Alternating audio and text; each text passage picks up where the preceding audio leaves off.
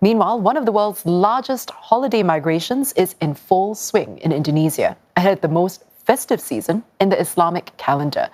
But fuel concerns are mounting amid a global oil price shock and fears of a supply crunch. It's that time of the year, and many Indonesians are homeward bound in the annual Mudik Exodus. More than 140 million people are expected to travel, nearly half the country's predominantly Muslim population. Terutama ibu ketemu ibu dan keluarga. Yang kedua, ini udah hampir setahun nggak pulang ya Pak ya, jadi kangen juga sama kampung halaman. Demand is on the rise, putting pressure on transport networks. Trains are packed as travelers look for quicker and more affordable trips.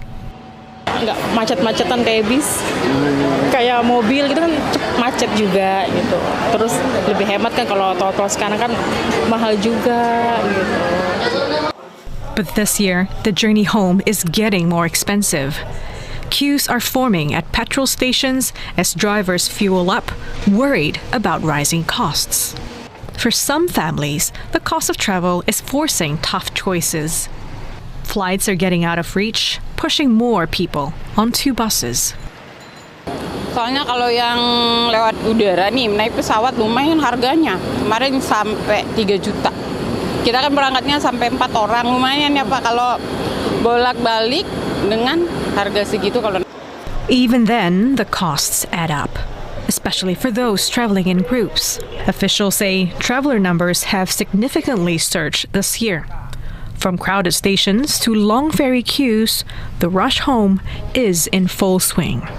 Lebih meningkat pada tahun ini. Berapa? Peningkatan hampir mencapai 80%. Ya. Behind the scenes, global pressures are brewing. Oil prices have surged amid the war in the Middle East, a region that supplies a key share of Indonesia's fuel imports. The government says supplies will last through the holiday. But for many travelers, the concern is immediate. Sangat khawatir ya dengan keadaan seperti ini. Kami tentunya berharap terutama kepada pemerintah supaya mencari solusinya, terutama pada saat Hari Raya Idul Fitri, banyak saudara-saudara kita yang pulang kampung mudik gitu kan. Mudah-mudahan bisa dicarikan solusinya dan harga bensin bisa murah gitu kan, bisa terjangkau oleh warga negara Indonesia gitu. As demand spikes and supply remains under pressure, any prolonged disruption could hit both public finances and household budgets.